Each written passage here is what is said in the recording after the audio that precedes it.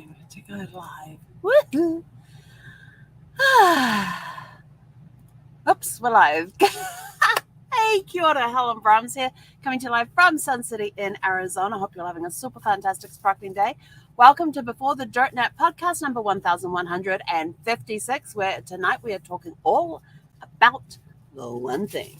What is the one thing? Interesting question. Do you know what the one thing is? Do you have one thing? So let's explore this one thing. Somebody introduced me to this concept a while ago, and I got to read a really cool and introduced me to the book called The One Thing, and the whole concept and everything else. And this was back a few years ago. And like I said, we're getting back to basics. Going back to basics. We just got back from a walk, like literally walked in the door 2 seconds ago, and I had enough time to put water in my cup. That's about how much time we had from our walk. I take my shoes off and sit down with my cup of water. So all of about 2 minutes. So I'm a little sorry. Anyway, so I'm getting back to basics with business and everything else and trying to figure out all of that. And it reminded me of today when I was talking with somebody on the chat, it reminded me of the one thing and it's been brought. Got brought up at Networking Riches. It got brought up at our mastermind group as well, about when you start rattling off everything that you do, people get confused, and confused minds always say no. They don't go, oh, maybe, or anything like that. They basically straight out no, because they've got no clue. So, for example, and I love examples. So, for example, you could have somebody who has a skincare product, and their ideal client is anyone with skin. And you sit there and go, anyone with skin? Who do I know that has skin? You know, it could be, but if you ask for a specific type of skin, like oily skin, something that you can see or that you hear about very, and that you can approach in a different way. It's like when I first started networking, I would talk about how I did all sorts of travel and couldn't understand why I wasn't getting referrals until somebody said, the more specific you are, the more referable you become. And I'm like, explain that concept to me. And so they explained the concept of when you turn around and you zero in on one thing that your business does, the one problem that they solve, you suddenly become more referable because people now know how to refer you. It's like when someone says, oh, I just want anybody who's got skin. Okay, well, you've got aged skin, you've got young skin, you've got youthful skin, you've got mature skin, you've got wrinkly skin, you've got baggy skin, you've got skin that has eczema or psoriasis, you've got acne skin. There's all types of different types of skin out there, dry skin, combo, oily, what skin specific. And so that's why the confused mind says, I don't know nobody with skin, because you're not being specific.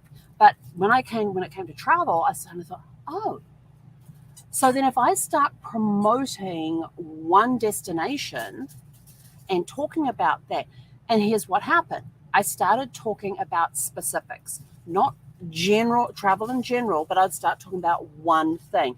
Each week I had, because I belonged to a BNI chapter at the time, so each week I went in, I had this notebook that I would write in, and in there I would write out my commercial for the week, and stand up and read it out.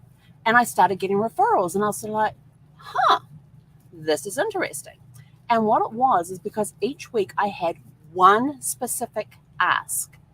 It could have been, and like one week it was an introduction to, and I started with the least common denominator and worked back, because that's what they teach you in BNI, is start with a person's name, what their position is, what the company is, what the industry that they're in, and it gives people a roadmap to think, well, I don't know that person, but I do know somebody in that company, or I may know somebody who's in that position but in a different company.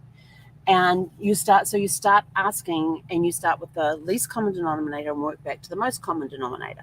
So you get very specific on your ask. And so I started asking for the pastor of a certain church that I would pass every time I went to my BNI meeting. Thought, let's see how this goes. And I didn't get a referral to that particular church, but I started getting referrals for other churches and other pastors and churches. And so we were able to start talking about doing trips to the Holy Land. Then I started asking for, what was the next one I asked for? Then I started asking for speakers because I wanted to do destination retreats. So I started asking for certain people who were a speaker, who were a certain type of coach, whether they were a life coach, a business coach, a wellness coach. There's all sorts of different coaches out there, personal trainers, all of that sort of thing. So I started asking for specific industries and things, and I started getting referrals in those industries. Not necessarily the person I never got the person I was actually asked for. I always got, well, I don't know that particular person, but this person over here is this type of a coach. Would that be referral? Absolutely. And all of a sudden that people would come up to me and they go, okay, you've been talking about doing retreats. Do you also do cruises? Well, yes, I do. So now that you're given something specific to think about, it's like, oh, well, if she does that, I wonder if she does this. Whereas if you go and go, well, I want anybody who wants to go on a vacation. Well, what are your specialities? Do you have a special destination? Like, for example, I will not work with brides. I will not do destination weddings. But I have a friend, and that is basically her business, is destination weddings. So every time I get somebody comes to me and says, oh, hey, I'm planning a destination wedding. I go, excellent. I go, that is not my specialty, but I have somebody on my team who actually specialize in destination weddings, and they can do a much better job for you than I ever could. Do you mind if I refer you to them? And they're like, absolutely not. And I said, how long you known this? And they start asking about this person, and so I give them a call, and they connect, and boom, their wedding's organized. And then I had other travel professionals who knew that I had a speciality. My special destination was New Zealand, Australia, and the South Pacific. Because if you're down there, you don't just go. When most of the people who go down and want to travel to New Zealand or Australia will also throw in the other country and maybe the South Pacific Islands. They're in the region. When will we be back in this region again? Let's just do it all. Or they could do Australia and then New Zealand, or vice versa, and all of that. So I started getting to know that area. Well, I already knew New Zealand, so I started getting to know Australia and some of the really cool parts about Australia. Sorry, hair coming off me. And by narrowing down, and then I even got other travel professionals coming to me going, hey, we've got a client who wants to go to New Zealand, or we've got a client who wants to go to Australia. We know nothing about that area. Our specialty is this. And this is how I started up getting this network of travel professionals, that when I get people that want to go to certain places, like if they want to go to Ireland, I know somebody who was born and raised in Ireland and happens to sell really great adventures to Ireland off the beaten path. Yes, they include some of the local touristy stuff, but most of the time it's off the beaten path, giving them an experience of a local, which is what we do when we send people to New Zealand. We give them some of the usual sights and sounds and things, but we also give them a lot of the off the beaten path stuff that a lot of people may not know about when going down there. Most people don't know about because they're on some bus tour, and the bus tour never goes to those locations. So by having that speciality and being proficient in one thing, being an expert in one thing, you're able to build a network of people. But most importantly, you're able to get more referrals coming in because you have one thing. And the book, The One Thing, was it the book, The One Thing? What's the one I got that example from? Like they say, for example, Starbucks. They started with one thing, making a cup of coffee. Now, some people agree it's the best coffee in the world. Some people will go, and no, it's not. But everybody knows Starbucks, and they know them for coffee. Because that was their one thing. Nike, running shoes. Anybody who talks about Nike, what's their slogan? Just do it. And their athletic shoes, one thing. So what is the one thing? And like Before the Dirt Nap, we cover a whole range of stuff. We're about living your best life now, and we've got all these pieces that are part of the Before the Dirt Nap Corporation that deals with different areas. So if I feel like talking about genealogy, I'm not just, I want somebody who wants to look at their family tree, because that's just too broad. I may go for a very specific question, like, is your family related to somebody in the royal family of, and I'll mention a country, getting very specific, not just a royal family, because then Medicare will say, I wonder which royal family she's talking about. So you get very specific. Are you related to the royal family of Spain? Are you related to the British royal family? Are you related to the royal family of Monaco? You know, think about these things. Are you, and you may even pick, like, are you an ancestor from somebody who came across on the Mayflower? Are you an ancestor of somebody who fought in the Revolutionary War? Because with those, and the reason I'm asking those ones specifically is because if you have somebody who fought in the American Revolution for the American side, then you can, and the line can be proven, then you can apply to become the sons or daughters of the American Revolution. They also have the Mayflower Society as well, that you have to be descendant from the Mayflower, from somebody on the Mayflower to be part of that thing. There's also sons and daughters of the American Italians, American Italians. I can't remember the name of the society, where you have to be descendant from people from Italy who immigrated to America. You've got what was the other one? There's one with English in it. And like, for example, I belong to the clan Ross for the US. And why do I belong to the clan Ross? Because I descend from the clan Ross. So it's finding out, you've got these different societies around that are based on a clan in Ireland or Scotland. It's based on whether you came from a certain region, a certain country, and everything else. So it's getting very specific. So are you related? Do you have descendant ancestors from these particular areas? And that would be my single ask. Are you related to, and I may put a person in there. Let's see, what's one that you could, that, and we go back and we trace back. We look back at different periods in history. Are you related to, let's see, people in history? Daniel Boone. I remember that TV series. Are you related to Daniel Boone? It's possible. You never know. So we can start looking at those things. And if you've got those rumors in your family, do you have a family mystery that you would like to solve? Do you have one story do you have a rumor in your family that states that you are a descendant of a particular famous person? What was one of the ones that came up in mine? I had the British royal family, and I'm trying to think of a US president. They actually came up that I was related to some US. Oh, I had Steve McQueen in there, which was kind of fun. So there's a program that the Family Search has that you can log into, and you take your profile that's on their thing, and they go back and see who you're related to.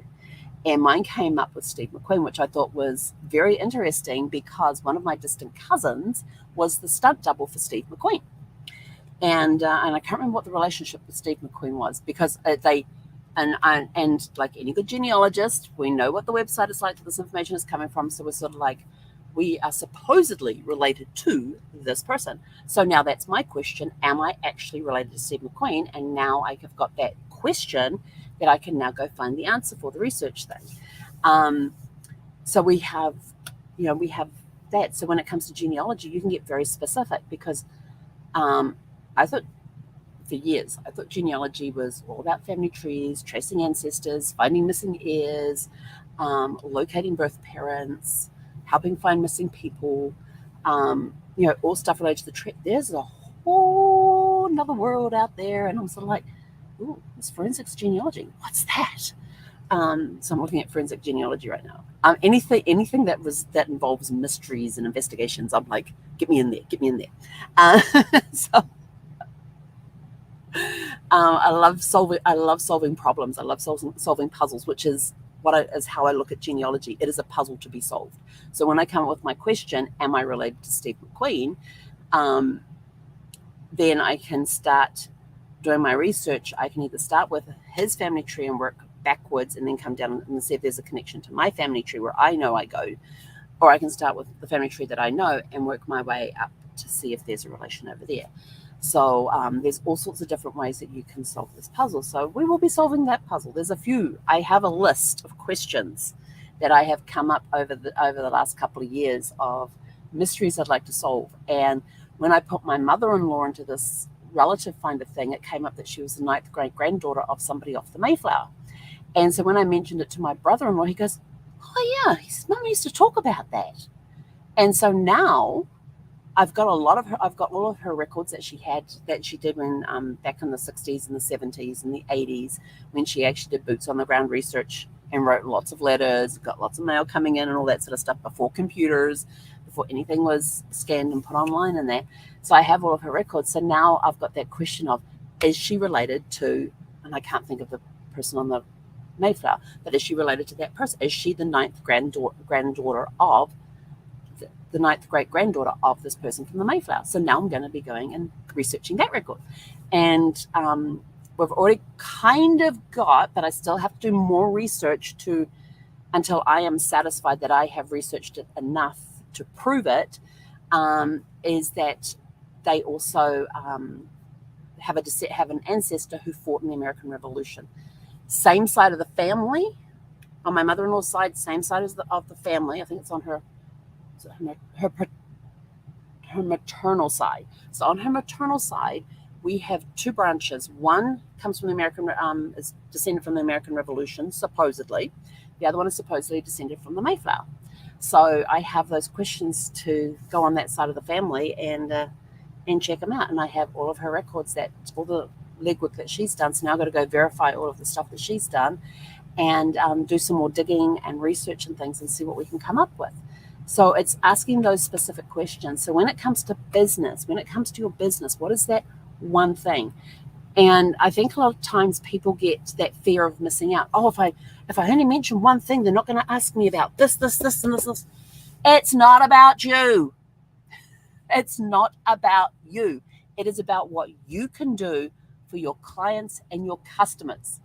That is what it's about. It is not take you out of the equation. You are just a vessel to get the information that they are looking for.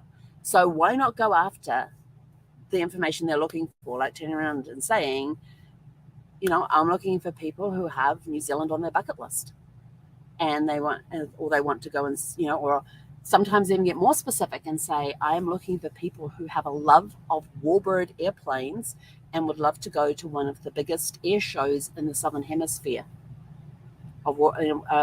Would love to go to the biggest warbirds air show, one of the biggest warbirds air show in the Southern Hemisphere. So I can even get that specific as well. And who would I target? I would go to an air show and have a booth there. And all I would be promoting would be, I'd have a package deal that would take them down to New Zealand. They get to do this tour of New Zealand. And one of the highlights of that tour is that they stop and do this air show. So, there's those sorts of things. And everything is related to that thing. So when you go to a trade show, what is the trade show for? Is it for travel? For example, I did a travel show one time, and I did it with one of the vendors I worked with, and we were basically at that booth, we're all about New Zealand and Australia and the South Pacific. Was that my wheelhouse? Absolutely. So the people that stopped by the booth and started asking questions were interested in going to New Zealand, Australia, and the South Pacific. And all of us that were working that booth, we could provide that solution for them. We could help them get there. We could help them have that customized experience that they were looking for. And we were talking to travelers, not tourists, which was even better because I love talking with travelers. And the reason I love talking with travelers is they don't want to get on a tour bus. They don't want to be lumped with everybody else. They want to explore on their own.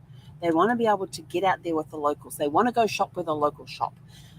They want to go and eat where the locals eat. They don't want to go to the hot tourist spots. Yes, they may want to go and see something in New Zealand or Australia that they've heard about. Like, for example, they may want to go climb the Sydney Harbour Bridge. But they want to get away. They want to get out and explore things that people don't. And they may want to go see the Sydney Opera House, the iconic landmarks and that sort of thing. But they're more interested in getting away from that tourist area into the back areas and doing these unique experiences that tour buses don't do. Yeah. So when you're talking about your business, what one thing can you concentrate on that helps solve somebody's problem? If you're talking about skincare, I don't know why I keep going back to skincare. My skin is my skin, and I just put this stuff on it. Okay, I'll do that. But if you've got a teenager who has a problem with acne, and you've got a product that is specifically for teenagers with acne, then turning around and saying, I deal with anybody who has skin, is completely overlooking the teenagers over here that have the acne problems. Or you've got the more mature people who are loss of collagen or whatever it is, that stuff that makes the wrinkles come along and everything else. You've got that magic stuff that helps erase the wrinkles or whatever. I mean, I have here, what's this? This is my little frankincense mini roller. Do you know frankincense is good for the eyes? I found that out. So I just do this. This is interesting trying to do this on camera. Just do this because it helps with eyesight. And it's also good for the skin too. I don't know what it does to the skin, but I know it's good for the eyesight. And I always learned that anything around the eyes, you use your 2 ring fingers because they have the least amount of pressure out of all the fingers on your hand. See, strange things that you pick up along the way. But it's close enough that the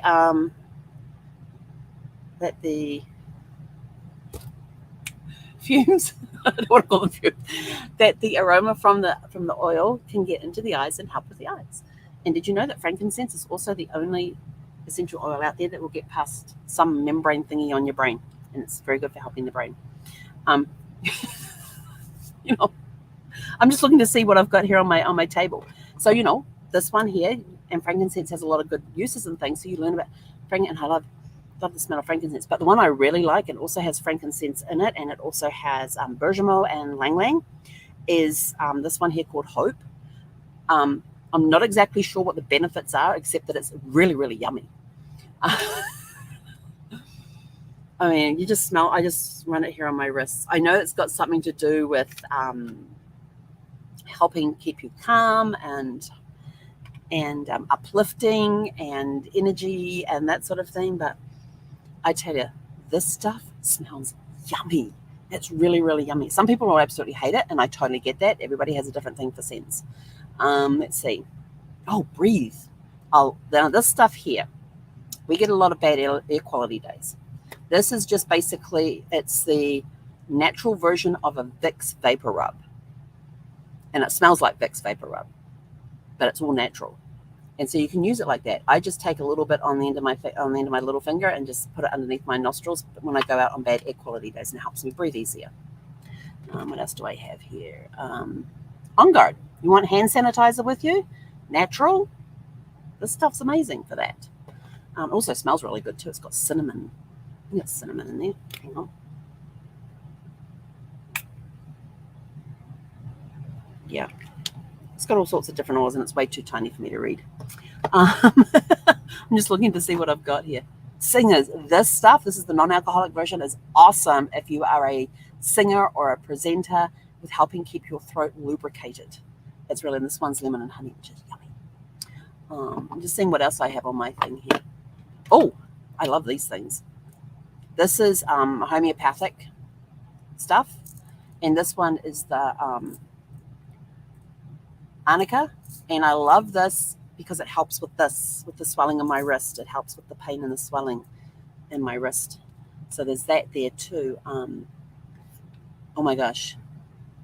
Now, I like the Body Shop. I like some of their products. This one, the avocado, it's actually hand cream, and I'm going to upset a lot of people right now, but I actually use it on my face. It is awesome. It's very silky and smells good, and it goes fun for my face. So I'm just looking around to see what's on my desk, and so you can concentrate on these one things. You want a natural hand. Talking about oils, and everybody's concerned. Oh, my top's leaking because I sprayed inside it. And everybody's concerned about the amount of chemicals that they're using with hand sanitizer and that. Talk about the benefits of On Guard and how it's natural and a good hand sanitizer. Do you know what's really good hand sanitizer in a restaurant? Ask for lemons. That will cut through, because I love eating fish and chips. And whenever I go to a new restaurant and they have fish and chips on the restaurant, I'm always looking for the best fish and chips outside of New Zealand. Always. So far, the best fish and chips are at British Open on Hilton Head Island. And we got to enjoy those for our wedding anniversary back in 2000 and... was the year my parents came out? 2004, I think it was. Was it 2004? Well, we got to enjoy them then. And those were and I still have not found anything better than that. Found them close, but not as good. That was a really good British pub, and we had coupons to go to that place as well. It was awesome.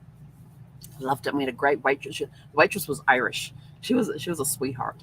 And we somehow the 3 times that we dined there during the week were there with my parents, and we're staying at at a timeshare down there, and the 3 times we managed to dine there that week, we had coupons to use every night that we went there, and we had this darling Irish girl that served us every time. For some reason, we didn't even ask for it. Every time we walked in the door, we got seated in her section, every time. And yeah, best fish and chips outside of New Zealand that I have found to date. Still looking, still tasting. So I like to eat fish and chips, and I don't use a knife and a fork. I use the fingers. But of course, fish and chips can be greasy. So you just take the wedge of lemon and you squeeze the lemon juice on your hands and you rub your hands. It's a natural antibacterial thingy-me-bob. It's natural. My cutting board, it's wooden. And I cut up all sorts of things on my cutting board. It's one of those ones that slides out. So the first time that I used it after I got the RV, the first time I used it is I got a whole lemon, squeezed it on there, and I just spent ages just rubbing with my fingers, rubbing it into the wood. And it helped, and it sanitizes the wood thing. If you go to New Zealand and go down to Dunedin, there's a place there called Ulverstone House. It's one of my favorite places in Dunedin to go visit as far as a tourist thing goes.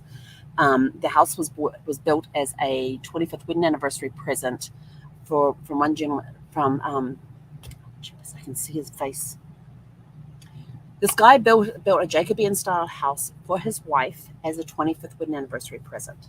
And the house, when they had no grandchildren, they only had a son and a daughter, and the daughter was the last of their line to pass away, and she passed away in 1966, and the house was bequeathed to the city of Dunedin to be a living museum of what life was like from the late 1800s through the 1900s. And the house, when you walk through the house, everything in the house is what the family used. It's what they purchased on their travels. And the whole place is decorated with stuff that they purchased for the house. It's really cool. And in the kitchen, they have this beautiful, huge cowrie table in the middle that was used for food prep. And we learned how to clean it with sand and water and lemon juice. And using the sand would help keep it white, and using the lemon juice would help sanitize it. So that's how I learned about lemons for using it for sanitize. I was in my teens when I learned that trick. And they had this big lemon tree out the back. So they didn't even have to go buy lemons. They just went outside and picked some lemons and put it in there and squeezed the lemon juice all over the table and would scrub it in. They'd first do all the sand in the water first to scrub it, to keep it nice and smooth. And then they'd come across with the lemon juice afterwards and work that into the wood to help sanitize it. You never know what you're going to learn or where you're going to learn it. But think about things, so there's some different products that I gave you. I even have this key. It's a bottle opener. But do you know what else this key can represent? Unlocking the door to your dreams, unlocking the doors on your resolutions, unlocking the door to future possibilities. There's all sorts of things, but just think of, when you're talking about your business, what is the one area that you can be crystal clear on, that you can then tell people very quickly about, that would intrigue them enough, and they go, that's interesting.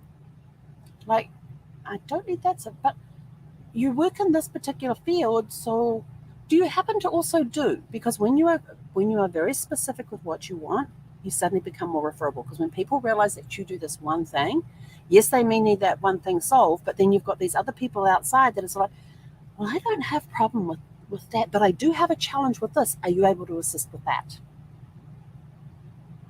It's very simple. Anyway, I'm out of here. I got to go figure out dinner.